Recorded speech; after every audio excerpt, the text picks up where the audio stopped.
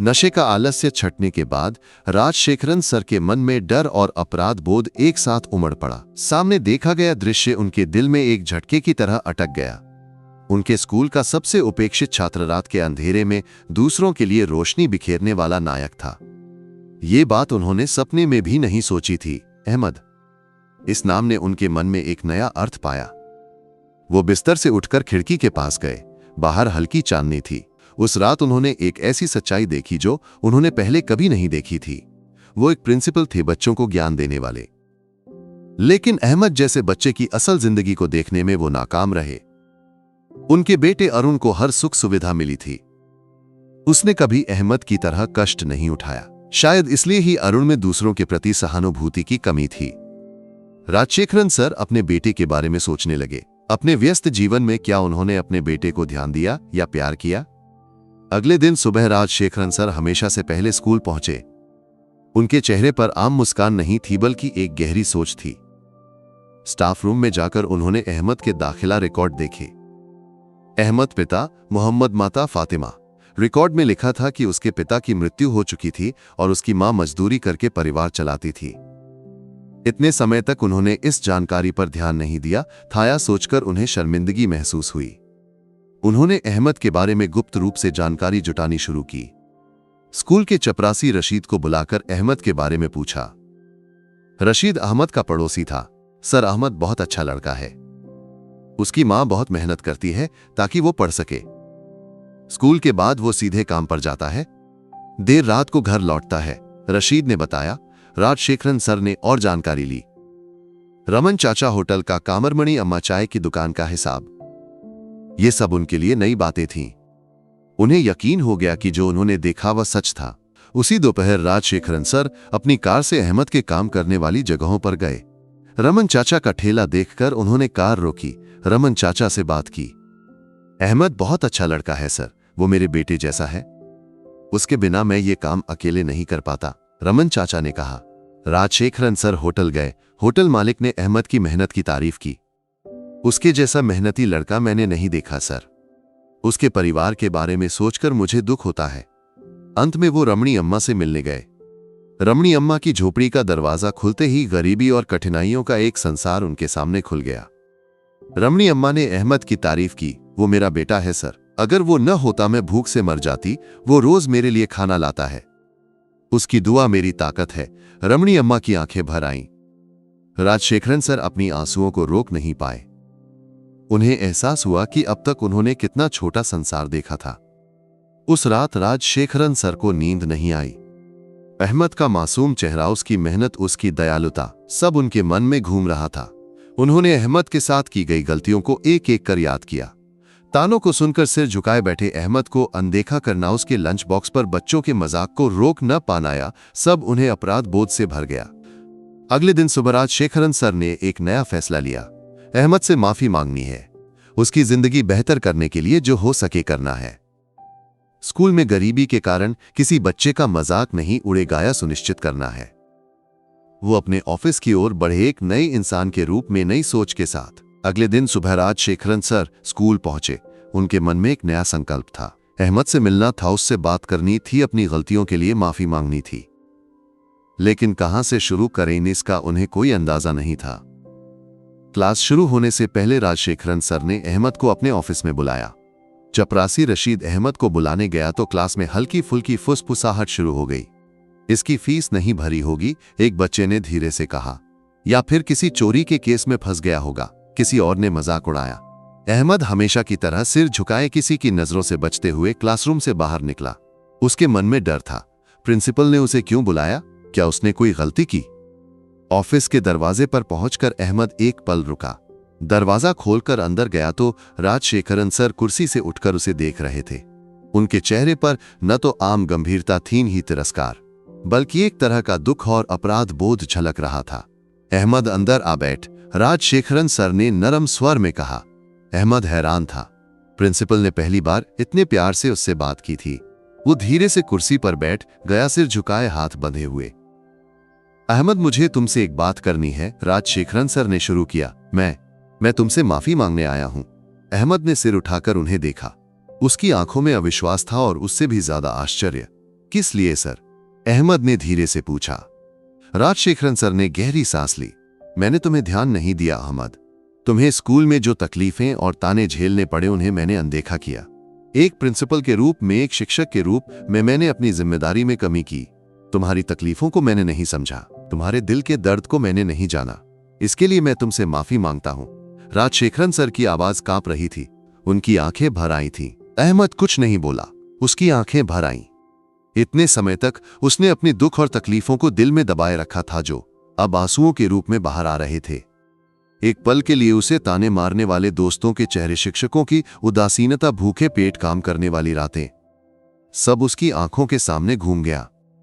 अहमद, मैं तुम्हारी मदद करना चाहता हूं, राजशेखरन सर ने आगे कहा। तुम्हें पढ़ाई के लिए हर मदद मिलेगी, किताबें, यूनिफॉर्म, खाना, सब स्कूल देगा। तुम्हें अब रात में काम करने की जरूरत नहीं होगी, तुम सिर्फ पढ़ाई पर ध्यान दे सकते हो। अहमद ने सिर उठाकर राजशेखरन सर को देखा। उसकी आंखों में संदेह था। क्या ये सब सच है या फिर कोई और मजाक? सर, अहमद ने शुरू किया, मुझे अपनी अम्मी की मदद करनी है। मुझे काम पर जाना होगा। उसकी आवाज धीमी थी। अहमद, मैं तुम्हारी अम्मी की मदद करने को तैयार हूं। तुम्हें काम करने की जरूरत नहीं होगी। तुम्हें जो चाहिए वह मैं दूंगा। तुम्हारी अम्मी की भी मदद करूंगा, राजशेखरन सर ने दृढ़ता से कहा। तुम क्या बनना चाहते हो अहमद? मुझे एक बड़ा इंसान बनना है सर। अपनी अमीरमन चाचा और रमणी अम्मा जैसे लोगों की मदद करनी है, अहमद ने कहा। उसके शब्दों में दृढ़ता थी। तुम जरूर बड़ा इंसान बनोगे अहमद, मैं तुम्हारे साथ हूं। राजशेखरन सर ने उसे गले लगाया। अहमद ने पहली बार किसी के स्नेह को महसूस किया। उसका दिल खुशी से भर गया। उसी दोपहर राजशेखरन सर ने स्कूल के सभी शिक्षकों को स्टाफ रूम में बुलाया। उनके चेहरे पर एक नया भाव था। शिक्षकों, मुझे एक महत्वपूर्ण बात कहनी है, उन्होंने शुरू किया। हमारे स्कूल में एक बच्चा है अहमद। उसकी जिंदगी को हमने अब तक नहीं देखा, उसकी तकलीफों को हमने नहीं जाना। गरीबी के कारण उसे जो ताने झेलने पड़े उन्हें हमने नजरअंदाज किया। एक शिक्षक के रूप में, एक प्रिंसिपल के रूप में मैंने बहुत बड़ी गलती की। शिक्षक एक दूसरे को देखने लगे। उन्हें राजशेखरन सर के शब्दों पर यकीन नहीं हो रहा था। अब से हमारे स्कूल में गरीबी के कारण किसी बच्चे का मजाक नहीं उड़ेगा। हर बच्चे को बराबर सम्मान मिलेगा। अहमद हमारे लिए एक सबक है। असली शिक्षा सहानुभूति और प्यार से शुरू होती है, राजशेखरन सर ने दृढ़ स्वर में कहा। उस दिन से स्कूल में बदलाव दिखने लगे। अहमद का मजाक उड़ाने वाले बच्चों को शिक्षकों ने सख्त चेतावनी दी। अहमद को नई यूनिफॉर्म और किताबें मिली। उसका लंच बॉक्स भर गया। उसकी मां को राजशेखरन सर ने एक छोटी सी नौकरी दिलवाई। अहमद को अब रात में काम पर नहीं जाना पड़ता था। उसकी जिंदगी धीरे धीरे सामान्य होने लगी। लेकिन अहमद को एक बात पता थी, ये सारे बदलाव राजशेखरन सर की अच्छाई की वजह से थे। स्कूल के बाकी बच्चों का उसके प्रति रवैया पूरी तरह नहीं बदला था। कुछ लोग अब भी उसे संदेह की नजरों से देखते, कुछ लोग चुपके से बातें करते। अहमद ने इन सबको नजरअंदाज किया। उसके मन में बस एक लक्ष्य था, अच्छे से पढ़ाई करके एक बड़ा इंसान बनना। उसे मिले इस मौके को बर्बाद नहीं करना था। राजशेखरन सर ने अहमद की जिंदगी में जो बदलाव लाए, उसने उसके लिए एक नया संसार खोल दिया। रात के काम के बोझ के बिना वह अपने दिन सिर्फ पढ़ाई के लिए समर्पित कर सका। स्कूल से मिली नई किताबों को उसने उत्साह से पढ़ा। क्लास में शिक्षकों की पढ़ाई को वो ध्यान से सुनता। सवाल पूछने में वो नहीं हिचकता। उसकी पढ़ाई में धीरे धीरे सुधार होने लगा। गणित और विज्ञान में उसकी प्रतिभा और स्पष्ट होने लगी। फिर भी स्कूल का माहौल पूरी तरह नहीं बदला था। राजशेखरन सर के हस्तक्षेप के कारण कोई उसे खुलेआम ताने नहीं मारता था, लेकिन कुछ बच्चों की आंखों में संदेह और ईर्ष्या अब भी थी। ये क्या प्रिंसिपल का बेटा है, अचानक इतनी सुविधाएं मिल गईं। कुछ लोग चुपके से कहते, इसका भाग्य। कुछ लोग तिरस्कार से हंसते। अहमद ने इन बातों को नजरअंदाज किया। उसका लक्ष्य सिर्फ पढ़ाई था। एक दिन स्कूल में वार्षिक विज्ञान प्रदर्शनी की घोषणा हुई। हर क्लास से बेहतरीन प्रोजेक्ट चुने जाएंगे और पुरस्कार दिए जाएंगे। अहमद को विज्ञान में बहुत रुचि थी। उसने एक जल शुद्धिकरण यंत्र बनाने का फैसला किया। उसकी झोपड़ी के पास गंदा पानी उसे हमेशा परेशान करता था। कम लागत में साधारण सामग्री से पानी को शुद्ध करने का तरीका उसने सोचा। उसके प्रोजेक्ट के बारे में सुनकर कई लोग उसका मजाक उड़ाने लगे। क्या इसके घर में पीने का पानी नहीं है जो ये प्रोजेक्ट कर रहा है? एक बच्चे ने जोर से हंसते हुए कहा, प्लास्टिक की बोतल और कोयले से ये पानी शुद्ध करेगा। किसी और ने तंज कसा। अहमद ने उनकी बातें सुनकर सिर झुका लिया, लेकिन उसके मन में एक दृढ़ संकल्प था। उसे अपने प्रोजेक्ट को सफल करना था। राजशेखरन सर ने अहमद के प्रोजेक्ट को पूरा समर्थन दिया। लैब में जरूरी सामग्री इस्तेमाल करने की अनुमति दी। विज्ञान शिक्षक मिस्टर रविंद्रन ने अहमद को जरूरी सुझाव दिए। अहमद ने कई दिन लैब में बिताए। उसका हर प्रयास एक प्रार्थना की तरह था। प्रदर्शनी का दिन आ गया। स्कूल का ऑडिटोरियम बच्चों, माता पिता और शिक्षकों की भीड़ से भर गया। हर बच्चे ने अपने प्रोजेक्ट को गर्व से पेश किया। अहमद अपने प्रोजेक्ट के साथ एक कोने में खड़ा था। उसका प्रोजेक्ट बहुत साधारण था। एक प्लास्टिक की बोतल, रेत, बजरी, कोयला और कपड़े के टुकड़ों से बना एक जल शुद्धिकरण यंत्र। जज हर प्रोजेक्ट का मूल्यांकन करते हुए आगे बढ़े। अहमद के स्टॉल पर पहुंचने पर कुछ लोगों को तिरस्कार हुआ। ये तो बच्चों का खेल है, एक जज ने धीरे से कहा। लेकिन राजशेखरन सर ने अहमद का पूरा साथ दिया। अहमद, अपने प्रोजेक्ट को समझाओ, उन्होंने कहा। अहमद ने अपने प्रोजेक्ट को समझाया। उसने बताया कि गंदा पानी इस यंत्र से गुजरने पर कैसे शुद्ध होता है। उसके शब्दों में सच्चाई थी। उसने अपने प्रोजेक्ट की व्यावहारिकता के बारे में बताया। सर, मैं इसे अपने घर में पानी शुद्ध करने के लिए इस्तेमाल करता हूं। इसे कम लागत में कोई भी बना सकता है, अहमद ने कहा। जज अहमद की बातें सुनकर हैरान हुए। उन्होंने उसके प्रोजेक्ट के बारे में और सवाल पूछे। अहमद ने हर सवाल का स्पष्ट जवाब दिया। उसका ज्ञान और सच्चाई उन्हें प्रभावित कर गई। अहमद की कहानी। परिणाम की घोषणा। परिणाम घोषणा का समय आ गया था। प्रिंसिपल राजशेखरन सर माइक के पास आए। इस साल के विज्ञान प्रदर्शनी में पहला पुरस्कार जीतने वाला एक साधारण फिर भी बहुत ही व्यावहारिक प्रोजेक्ट है। उस प्रोजेक्ट के पीछे काम करने वाला छात्र है अहमद। ऑडिटोरियम में एक पल के लिए सन्नाटा छा गया। फिर धीरे धीरे फुसफुसाहट शुरू हुई। अहमद का मजाक उड़ाने वाले बच्चे हैरान होकर एक दूसरे को देखने लगे। अहमद धीरे धीरे मंच की ओर बढ़ा। उसकी आंखों में खुशी की चमक थी। राजशेखरन सर ने उसे गले लगाया और पुरस्कार दिया। बधाई हो अहमद, तुम हमारे लिए गर्व का कारण हो, राजशेखरन सर ने कहा। अहमद ने पुरस्कार लिया, सिर झुकाकर धन्यवाद दिया। उसकी आंखें आंसुओं से भर आईं। ये जीत उसके लिए सिर्फ एक पुरस्कार नहीं थी। ये उसकी मेहनत और संघर्ष का सम्मान था। ये उसके समर्पण का इनाम था। अहमद का उत्सव पुरस्कार वितरण समारोह के बाद अहमद सीधे रमण चेतन और रमणी अम्मा के पास गया। वह अपनी जीत उनके साथ साझा करना चाहता था। रमण चेतन ने अहमद को गले लगाया और खुशी में शामिल हुए। बेटा, मुझे पता था कि तुम एक दिन बड़ा नाम कमाओगे। रमणी अम्मा की आंखें खुशी से भर आईं। अल्लाह तुम्हें आशीर्वाद दे बेटा, उन्होंने प्रार्थना की। उनकी खुशी ने अहमद की जीत को और भी मधुर बना दिया। विज्ञान प्रदर्शनी की जीत ने अहमद के जीवन में एक नया अध्याय शुरू किया। स्कूल में जिन बच्चों ने उसका मजाक उड़ाया था वे अब उसे आश्चर्य से देखते थे। कुछ के लिए यह आश्चर्य था तो कुछ के लिए जलन। इसने कैसे जीत लिया? प्रिंसिपल सर ने मदद की होगी, कुछ ने फुसफुसाया। इसके पास बस अच्छी किस्मत थी, कुछ ने तिरस्कार के साथ हंसे। लेकिन अहमद के मन पर इन बातों का कोई असर नहीं हुआ। उसकी आंखों में अब एक स्पष्ट लक्ष्य था, राजशेखरन सर का समर्थन। राजशेखरन सर अहमद की जीत से बहुत खुश थे। उन्होंने अहमद को अपने ऑफिस में बुलाया और बधाई दी। अहमद, यह तुम्हारी मेहनत का फल है। तुम हमारे लिए गर्व का कारण हो। तुम और ऊंचाइयों तक पहुंच सकते हो, राजशेखरन सर ने कहा। अहमद ने सिर झुकाकर धन्यवाद दिया। लेकिन इस जीत ने अहमद के लिए नई चुनौतियां भी लाईं। स्कूल के कुछ शिक्षक भी अहमद की जीत को संदेह की नजर से देखने लगे। खासकर जब अहमद ने पहला पुरस्कार जीता तो दूसरा पुरस्कार जीतने वाले छात्र रोहित के माता पिता स्कूल में शिकायत करने आए। मेरे बेटे को असल में जीतना चाहिए था। प्रिंसिपल सर ने एक गरीब बच्चे की मदद की, इसलिए उसे पुरस्कार मिला, रोहित के पिता ने राजशेखरन सर से कहा। राजशेखरन सर ने उन्हें समझाने की कोशिश की, लेकिन उनके मन में संदेह बना रहा। अहमद की दृढ़ता, अहमद के लिए यह जीत उसे और विनम्र बनाती थी। उसने अपनी पढ़ाई पर और ध्यान देना शुरू किया। रातों को अपनी झोपड़ी के कोने में बैठकर वो किताबें पढ़ता। रमण चेतन और रमणी अम्मा उसकी जीत से बहुत खुश थे। उन्होंने उसे प्रार्थनाओं और प्यार से समर्थन दिया।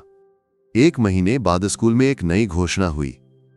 राज्य स्तरीय विज्ञान प्रतियोगिता के लिए स्कूल से एक छात्र को चुना जाएगा। ये प्रतियोगिता अहमद के लिए एक बड़ा अवसर था। उसने अपने जल शुद्धिकरण यंत्र को और बेहतर करने का फैसला किया। लेकिन रोहित और उसके दोस्तों ने अहमद के खिलाफ साजिश शुरू कर दी। हमें किसी तरह इसे इस प्रतियोगिता में हिस्सा लेने से रोकना होगा, रोहित ने अपने दोस्तों से कहा। चुनौतियां और साजिश। अहमद जब विज्ञान प्रयोगशाला में अपने प्रोजेक्ट पर काम कर रहा था, कुछ बच्चे उसे परेशान करने लगे। उन्होंने प्रयोगशाला के सामान छिपाने शुरू किए और उसके प्रोजेक्ट के हिस्सों को इधर उधर रख दिया। एक दिन अहमद ने अपने प्रोजेक्ट का एक महत्वपूर्ण हिस्सा प्रयोगशाला में छोड़ दिया और वो गायब हो गया। वो घबरा गया। उस हिस्से के बिना वो अपना प्रोजेक्ट पूरा नहीं कर सकता था। उसने पूरी प्रयोगशाला छान मारी, लेकिन वो नहीं मिला। अहमद उदास होकर राजशेखरन सर के पास गया। सर, मेरे प्रोजेक्ट का एक हिस्सा गायब है, उसने कहा। राजशेखरन सर को बात समझ में आई। उन्होंने प्रयोगशाला के सीसीटीवी फुटेज की जांच करने का आदेश दिया। फुटेज में दिखा कि रोहित और उसके दोस्तों ने वो हिस्सा छिपा लिया था। राजशेखरन सर को गुस्सा आया। उन्होंने रोहित और उसके दोस्तों को डांटा और अहमद से माफी मांगने को कहा। रोहित और उसके दोस्तों ने अनमने ढंग से अहमद से माफी मांगी। उन्होंने छिपाया हुआ हिस्सा लौटा दिया। अहमद ने उन्हें माफ कर दिया। उसके मन में कोई गुस्सा या नफरत नहीं थी। इस घटना ने अहमद को और मजबूत बनाया। राज्य स्तरीय प्रतियोगिता की तैयारियां शुरू हुईं। राज्य सर ने विज्ञान शिक्षक मिस्टर रविंद्रन से अहमद को विशेष प्रशिक्षण देने को कहा। मिस्टर रविंद्रन ने अहमद को हर संभव मदद दी। अहमद की जानकारी और प्रतिभा ने उन्हें हैरान कर दिया। अहमद ने दिन रात मेहनत की। उसकी हर प्रार्थना उसे ताकत देती थी। प्रतियोगिता से एक दिन पहले अहमद अपनी झोपड़ी के कोने में पढ़ाई कर रहा था। अचानक तेज बारिश शुरू हो गई। उसकी झोपड़ी की छत टपकने लगी। उसकी किताबें और नोटबुक भीगने लगीं। वो घबरा गया। ये किताबें उसके लिए बहुत कीमती थीं। उसने किताबों को प्लास्टिक शीट से ढक दिया। ठंड से कांपते हुए उसने उस रात को किसी तरह काटा। एक पल के लिए उसके मन में संदेह आया। क्या मैं इस प्रतियोगिता में हिस्सा ले पाऊंगा? क्या इतनी मुश्किलों के बीच में जीत पाऊंगा? लेकिन अगले ही पल उसके मन में उसकी मां की बातें गूंजीं। बेटा, अल्लाह धैर्य रखने वालों के साथ है। रमन चेतन और रमणी अम्मा का प्यार उसके मन में भर गया। राजशेखरन सर का विश्वास उसे ताकत देता था। उसने आंखें बंद की और प्रार्थना की, या अल्लाह मुझे ताकत दे। उसके मन में एक नया दृढ़ संकल्प जगा। वह इस प्रतियोगिता को जीतेगा। सिर्फ अपने लिए नहीं, बल्कि उन सभी के लिए जो उस पर विश्वास करते थे। प्रतियोगिता का दिन। बारिश रुकने के बाद सुबह हुई। अहमद ठंड से कांपते हुए गीले कंबल से उठा। आज राज्य स्तरीय विज्ञान प्रतियोगिता थी। उसके मन में डर और उत्साह दोनों थे। उसकी मां सुबह जल्दी उठकर उसके लिए नाश्ता तैयार कर चुकी थी। पुराना ब्रेड और चाय। बेटा, अल्लाह तुम्हारे साथ है। हिम्मत से जा, मां ने उसे गले लगाकर कहा। उन शब्दों ने उसे बहुत ताकत दी। राजशेखरन सर ने अहमद को प्रतियोगिता स्थल तक ले जाने के लिए एक वैन का इंतजाम किया था, लेकिन अहमद ने मना कर दिया। सर, मैं बस से चला जाऊंगा। मेरी मां को तकलीफ होगी। उसकी विनम्रता ने राजशेखरन सर को हैरान कर दिया। ठीक है अहमद, तुम्हें जो चाहिए मुझसे कहने में संकोच मत करना, राजशेखरन सर ने कहा। अहमद बस स्टॉप की ओर चला। उसके हाथ में जल शुद्धिकरण यंत्र का मॉडल और एक छोटा बैग था। बस में चढ़ते समय उसके मन में कई विचार आए। उसे मजाक उड़ाने वाले बच्चे, ताने मारने वाले शिक्षक, सबके चेहरे उसके मन में कौंध गए। लेकिन उसके मन में एक दृढ़ संकल्प था। वो इस प्रतियोगिता को जीतेगा। सिर्फ अपने लिए नहीं, बल्कि उन सभी के लिए जो उस पर विश्वास करते थे।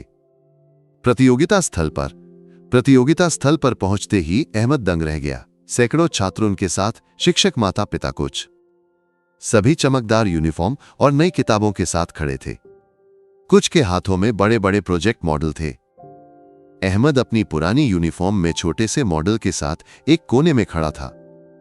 वो अकेला था। उसके साथ कोई नहीं था। एक पल के लिए उसे उदासी महसूस हुई। ये कहां से आया है? एक बच्चे ने दूसरे से फुसफुसाकर कहा।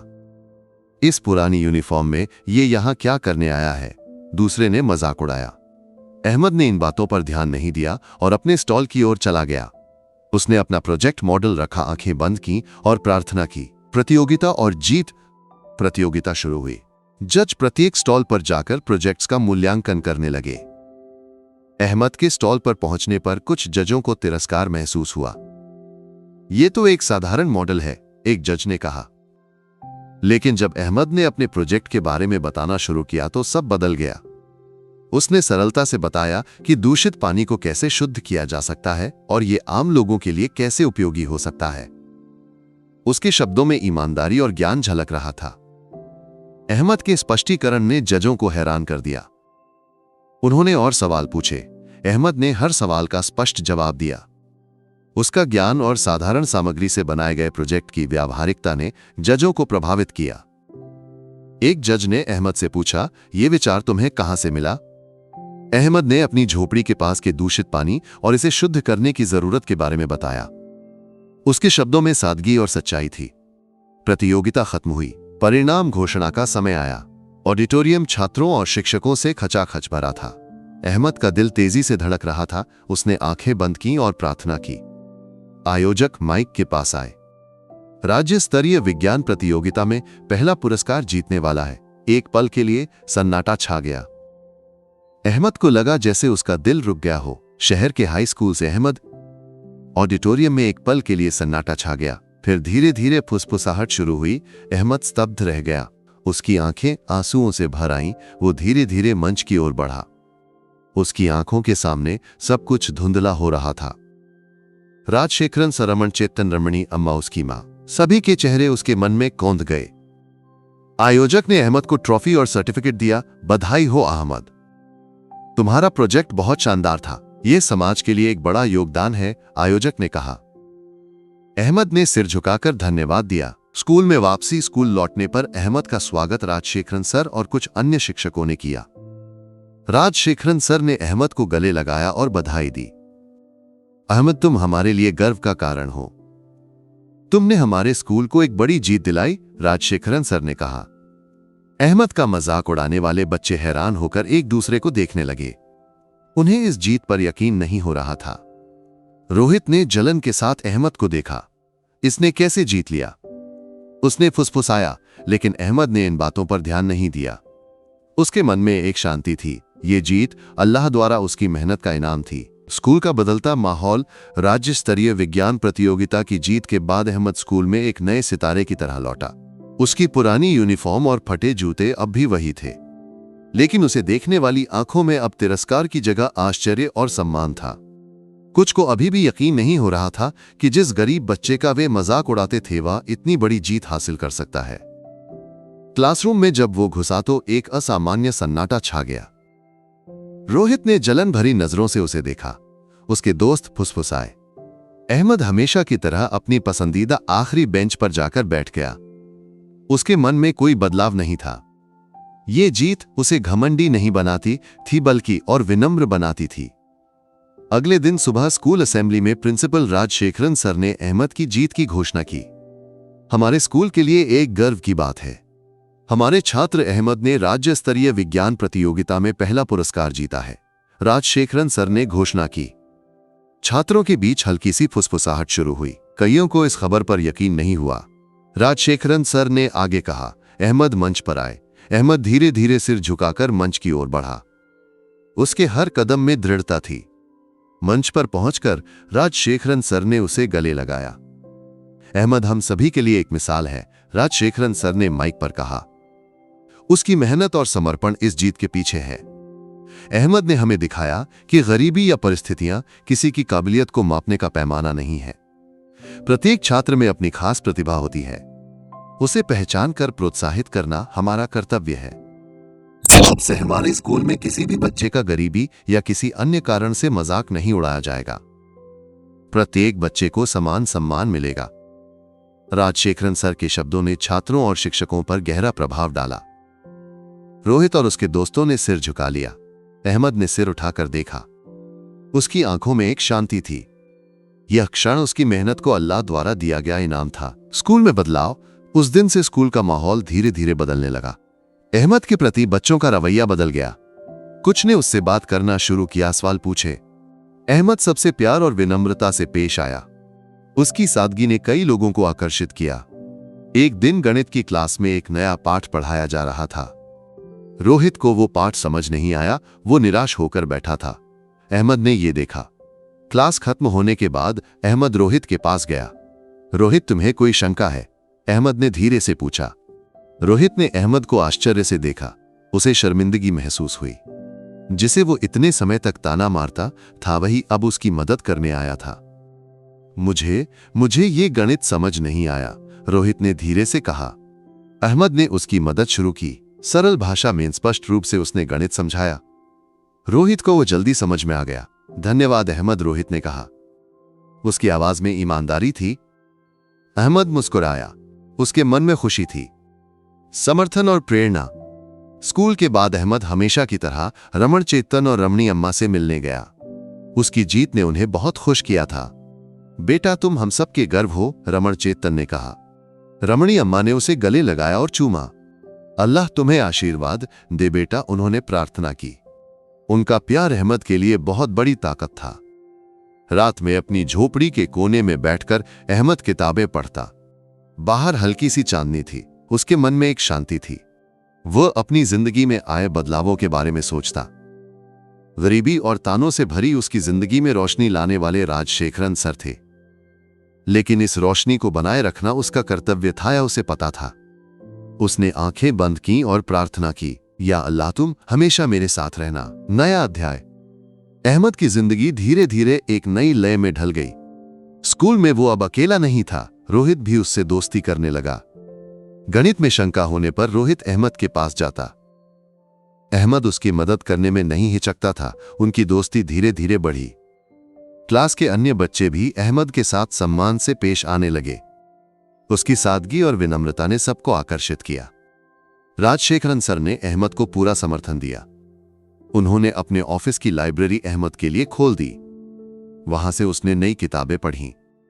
ज्ञान प्राप्त करने की उसकी भूख बढ़ती गई। विज्ञान और गणित में वो और निपुण होता गया। शिक्षकों ने उस पर विशेष ध्यान दिया। अंतर स्कूल क्विज प्रतियोगिता। एक दिन स्कूल में एक नई घोषणा हुई। शहर के प्रमुख स्कूलों के बीच एक अंतर स्कूल क्विज प्रतियोगिता होने वाली थी।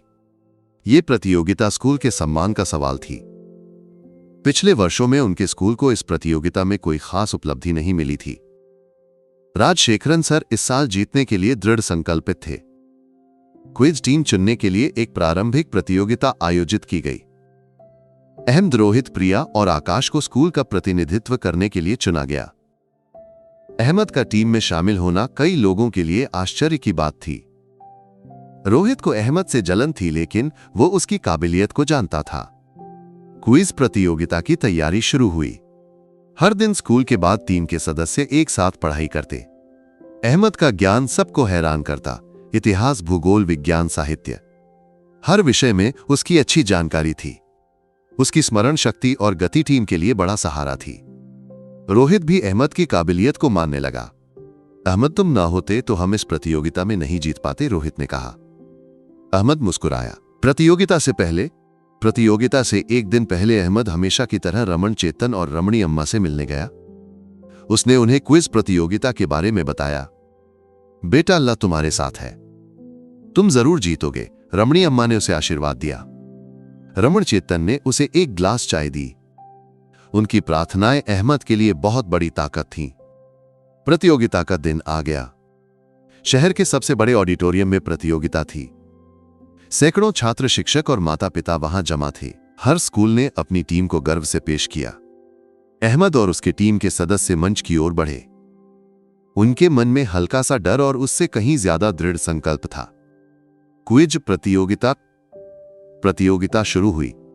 शुरुआती राउंड में अहमद की टीम ने शानदार प्रदर्शन किया। अहमद की गति और सटीकता ने सबको हैरान कर दिया। हर सवाल का जवाब वो सटीकता से देता। रोहित, प्रिया और आकाश ने उसका पूरा साथ दिया। प्रतियोगिता अंतिम राउंड में पहुंची। स्कोरबोर्ड पर अहमद की टीम और एक अन्य प्रमुख स्कूल की टीम बराबर थी। आखिरी सवाल एक टाई ब्रेकर सवाल बहुत कठिन था। समय कम था। अहमद की टीम के सदस्य एक दूसरे को देखने लगे। उन्हें जवाब नहीं मिल रहा था। अहमद ने एक पल के लिए आंखें बंद की। उसके मन में उसकी मां की बात गूंजी, अल्लाह धैर्य रखने वालों के साथ है। उसने अल्लाह से प्रार्थना की। अचानक उसके मन में एक जवाब कौंध गया। उसने हाथ उठाया। अहमद, क्या तुम्हें जवाब पता है? क्विज मास्टर ने पूछा। अहमद ने सिर हिलाया। उसने जवाब दिया। ऑडिटोरियम में सन्नाटा छा गया। सभी क्विज मास्टर की ओर देखने लगे। सही जवाब, क्विज मास्टर ने घोषणा की। ऑडिटोरियम तालियों की गड़गड़ाहट से गूंज उठा। अहमद की टीम जीत गई थी। राजशेखरन सर खुशी से भर गए। उनकी आंखें आंसुओं से भर आईं। अहमद की टीम के सदस्यों ने उसे गले लगाकर खुशी साझा की। जीत का उत्सव। अहमद ने ट्रॉफी ली। उसकी आंखों में खुशी और संतुष्टि थी। ये जीत उसके लिए सिर्फ एक प्रतियोगिता की जीत नहीं थी। ये उसकी मेहनत, तानों और चुपके से किए गए संघर्षों का जवाब थी। उसने साबित कर दिया कि गरीबी कोई कमी नहीं है और मेहनत और विश्वास से कोई भी जीत सकता है। अंतर स्कूल क्विज प्रतियोगिता की जीत ने स्कूल में एक नया उत्साह भरा। अहमद और उसके टीम के सदस्य नायकों की तरह स्कूल लौटे। राजशेखरन सर ने उन्हें गले लगाकर बधाई दी। स्कूल के सभी बच्चे और शिक्षक उन्हें सम्मान से देखने लगे। अहमद का मजाक उड़ाने वाले रोहित ने भी अब उसके प्रति सच्चा सम्मान दिखाया। अहमद, तुम न होते तो हम ये जीत नहीं पाते, रोहित ने कहा। उसके शब्दों में ईमानदारी थी। अहमद की प्रसिद्धि, अहमद की जीत स्कूल के इतिहास में एक मील का पत्थर बन गई। अखबारों और स्थानीय चैनलों में उसकी खबर छपी। गरीबी को हराकर ज्ञान अर्जित करने वाला अहमद, झोपड़पट्टी से मंच तक जैसे शीर्षकों के साथ उसकी कहानी प्रकाशित हुई। अहमद इस प्रसिद्धि में नहीं डूबा। उसकी सादगी और विनम्रता पहले जैसी ही रही। राजशेखरन सर ने अहमद की कहानी को स्कूल के सभी छात्रों के लिए एक मिसाल के रूप में पेश किया। प्रत्येक असेंबली में वो अहमद की मेहनत और समर्पण के बारे में बात करते। अहमद ने हमें दिखाया कि परिस्थितियां किसी की काबिलियत को नहीं मापती। वो एक प्रेरणा है, राजशेखरन सर ने कहा। उनके शब्दों ने कई छात्रों में बदलाव लाया। गरीब बच्चों के प्रति उनका रवैया बदल गया। अहमद की मां को इस जीत से बहुत खुशी हुई। जब उन्होंने अपने बेटे की तस्वीर अखबार में देखी तो उनकी आंखें आंसुओं से भर आईं। अल्लाह का शुक्र है, उन्होंने कहा। रमण चेतन और रमणी अम्मा भी अहमद की जीत से बहुत खुश थे। उन्होंने उसे प्रार्थनाओं और प्यार से समर्थन दिया। नई शुरुआत। राजशेखरन सर ने अहमद की पढ़ाई पर विशेष ध्यान दिया। उन्होंने उसे और किताबें उपलब्ध कराईं। उसके सवालों के जवाब देने के लिए शिक्षकों को विशेष निर्देश दिए। अहमद और बेहतर होता गया। उसका लक्ष्य अब बहुत बड़ा था, अच्छे से पढ़ाई करके एक बड़ा मुकाम हासिल करना। उसे इस अवसर को बर्बाद नहीं करना था। एक दिन राजशेखरन सर ने अहमद को अपने ऑफिस में बुलाया। अहमद, तुम्हारे लिए एक खुशखबरी है, उन्होंने कहा। शहर के सबसे अच्छे कॉलेज में तुम्हें स्कॉलरशिप मिली है। तुम्हारी पढ़ाई का सारा खर्च कॉलेज उठाएगा। अहमद स्तब्ध रह गया। उसकी आंखें आंसुओं से भर आईं। ये एक ऐसा अवसर था जिसका उसने सपने में भी नहीं सोचा था। सर, अहमद ने कहना शुरू किया। उसकी आवाज लड़खड़ा रही थी। अहमद, ये तुम्हारी मेहनत का इनाम है, तुम इसके हकदार हो, राजशेखरन सर ने कहा। यह तुम्हारी जिंदगी की एक नई शुरुआत है। तुम और ऊंचाइयों तक पहुंच सकते हो। एक नई जिंदगी। अहमद ने राजशेखरन सर को धन्यवाद दिया। उसके मन में खुशी और कृतज्ञता थी। इस अवसर ने उसे एक नई जिंदगी दी। उसने अपनी मारमन चेतन और रमणी अम्मा के बारे में सोचा। उनकी प्रार्थनाएं और प्यार ही उसे यहां तक लाए थे। अहमद कॉलेज में दाखिल हुआ। नया माहौल, नए दोस्त, नए शिक्षक। उसकी जिंदगी एक नए मोड़ पर थी। कॉलेज की पढ़ाई ने उसे नई चुनौतियां दी, लेकिन उसने हर चुनौती को हिम्मत से स्वीकार किया। उसकी मेहनत और समर्पण उसे आगे ले जाता रहा। एक प्रेरणादायक अंत वर्ष बीत गए। अहमद ने अपनी पढ़ाई पूरी की। वो एक डॉक्टर बना। उसका सपना सच हो गया। उसने अपनी मारमण चेतन और रमणी अम्मा की मदद की, उन्हें एक अच्छी जिंदगी दी। अहमद ने अपने पुराने स्कूल और राजशेखरन सर को नहीं भूला। उसने स्कूल को बड़ी आर्थिक मदद दी, गरीब बच्चों के लिए स्कॉलरशिप शुरू की। एक दिन राजशेखरन सर अहमद से मिलने आए। वो अब रिटायर हो चुके थे। अहमद, तुम एक बड़े इंसान बन गए, राजशेखरन सर ने कहा। उनकी आंखें खुशी से भर आईं। तुम हमारे लिए गर्व का कारण हो। तुम्हारी कहानी सबके लिए एक प्रेरणा है। अहमद ने राजशेखरन सर को गले लगाया। सर, अगर आप न होते तो मैं यहां तक नहीं पहुंचता। आपने मुझे एक नई जिंदगी दी, अहमद ने कहा। अहमद की जिंदगी एक गवाही बनी। उसने साबित किया कि गरीबी या परिस्थितियां किसी की काबिलियत को नहीं मापती। मेहनत और विश्वास से कोई भी जीत सकता है। उसकी चुपके से की गई लड़ाइयां कई लोगों के लिए प्रेरणा बनी। शहर के बाहरी इलाके में पेड़ों से घिरी तंग गलियों से वो चलता था। सुबह की हल्की ठंड उसकी फटी हुई कमीज के भीतर रेंग कर उसके शरीर को छू रही थी। उसकी पैंट के घुटनों के नीचे एक बड़ा सा छेद था जिसे उसने कई बार सिलने की कोशिश की पर वो बार बार फट जाता। उसके जूतों से पुरानेपन की गंध आती थी और उन्हें टूटने से बचाने के लिए उसने एक रस्सी से बांध रखा था। हर दिन ये पैदल यात्रा उसकी आदत थी। स्कूल जाने का रास्ता। उसका नाम था अहमद। स्कूल का गेट देखते ही उसके दिल में हल्का सा डर जाग उठा। वहां दोस्तों की हंसी और मजाक उसका इंतजार कर रहे थे। देखो भिखारी, अहमद आ रहा है, एक आवाज उसके कानों में चुभ गई। इसके बाद ठहाकों की आवाज। ये लोग स्कूल में क्यों आते हैं? यहां आकर हमारी हवा खराब करने, किसी और ने चिल्लाकर कहा। अहमद सिर झुकाए उनकी नजरों से बचते हुए तेजी से चलने लगा। उसकी आंखें जमीन पर टिकी थीं। उसकी दुनिया उन पुराने जूतों में सिमट गई थी। क्लासरूम में वो हमेशा आखिरी बेंच पर खिड़की के पास खाली कोने में जाकर बैठता था। कोई उससे बात नहीं करता था, कोई उसके पास नहीं बैठता था। उसकी मौजूदगी भी उन्हें नापसंद थी। दोपहर के खाने का समय होने पर घंटी बजी और सभी ने अपने सुंदर टिफिन बॉक्स खोले। बिरयानी, पराठे और मसाला डोसे की खुशबू क्लासरूम में फैल गई। अहमद ने धीरे से अपने कपड़े के थैले से एक छोटा स्टील का डिब्बा निकाला। उसमें पिछले दिन का बचा हुआ चावल और सूखी मछली थी। अरे तो जेल का खाना खाता है, पीछे से किसी ने चिल्लाकर कहा। फिर से ठहाके। कितनी बदबू, एक लड़की ने नाक बंद करते हुए कहा। अहमद एक पल के लिए ठिठक गया। उसकी आंखें भर आईं पर उसने किसी को नहीं दिखाया और जल्दी से खाना खत्म कर लिया। उसकी मां हमेशा कहती थी, बेटा सब्र सबसे बड़ा हथियार है। अल्लाह सब्र करने वालों के साथ है, ये शब्द उसे ताकत देते थे। अध्यापक अक्सर इन तानों को अनदेखा कर देते थे। शायद उनके लिए ये आम बात हो गई थी, या फिर एक गरीब बच्चे की समस्याएं उनकी प्राथमिकता में नहीं थीं। प्रिंसिपल राजशेखरन सर, स्कूल के सबसे बड़े अधिकारी, हमेशा मुस्कुराते हुए बच्चों से बात करते थे। लेकिन अहमद को देखते ही उनके चेहरे पर हल्का सा बदलाव आ जाता। एक तरह की घृणा थी या उदासीनता, अहमद को यह कभी समझ नहीं आया। उसके मन में बस एक सवाल था, मैं यहां क्यों आता हूं? स्कूल खत्म होने के बाद अहमद का एक दूसरा संसार शुरू होता था। शाम 4 बजे वो सीधे बस स्टॉप की ओर दौड़ता। वहां उसका एक दोस्त था, बूढ़ा ठेले वाला रमन चाचा। रमन चाचा के ठेले पर सब्जियां और किराने का सामान भरा होता। अहमद रमन चाचा की मदद करता, सामान पहुंचाता और ठेला धकेलने में सहायता करता।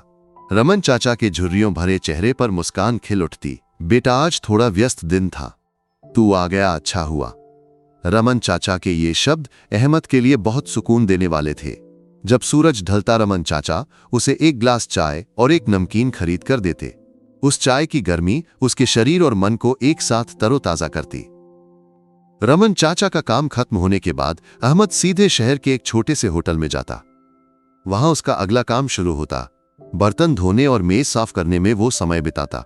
गर्म पानी में हाथ जलाते हुए, तेल भरे बर्तनों को धोते हुए उसके हाथ खुरदुरे हो गए थे। कभी कभी होटल का मालिक उस पर चिल्लाता, जल्दी कर, जल्दी, तुझे और कोई काम नहीं है क्या? अहमद चुपचाप सिर झुकाए काम करता रहता।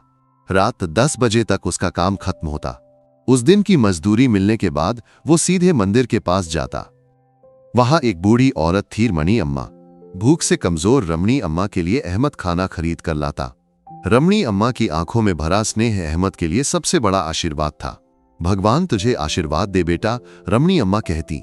उनके शब्द सुनकर अहमद की सारी थकान गायब हो जाती। उसके बाद वो एक छोटी सी चाय की दुकान पर जाता। वहां के मालिक को रात में हिसाब लिखने के लिए अहमद की मदद चाहिए होती। अहमद को गणित में अच्छी पकड़ थी, वो जल्दी से हिसाब लिखकर खत्म कर देता। सब कुछ खत्म होने तक रात के 12 बज जाते। एक चाय पीकर थका हुआ शरीर लिए अहमद अपनी झोपड़ी की ओर चल पड़ता।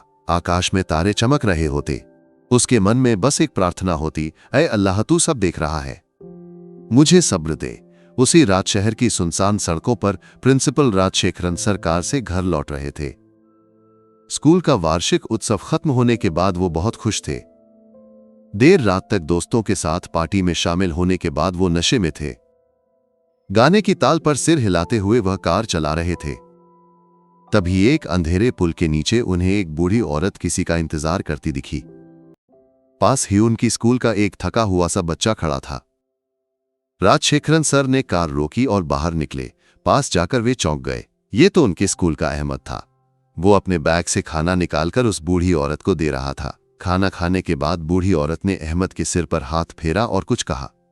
फिर अहमद उस बूढ़ी औरत को सहारा देकर पास की एक छोटी सी झोपड़ी तक ले गया। राजशेखरन सर ने अहमद का पीछा किया।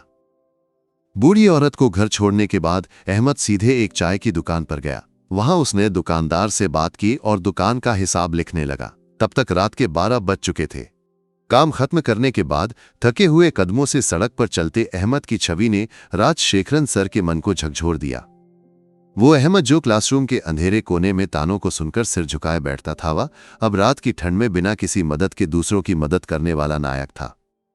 राजशेखरन सर ने उस अच्छे दिल को पहचान लिया जो तानों के बीच छिपा था। उनका दिल टूट गया। उन्होंने जो गलती की थी उसका एहसास उन्हें सताने लगा। नशा उतर गया और उनकी आंखों से आंसुओं की धारा बहने लगी।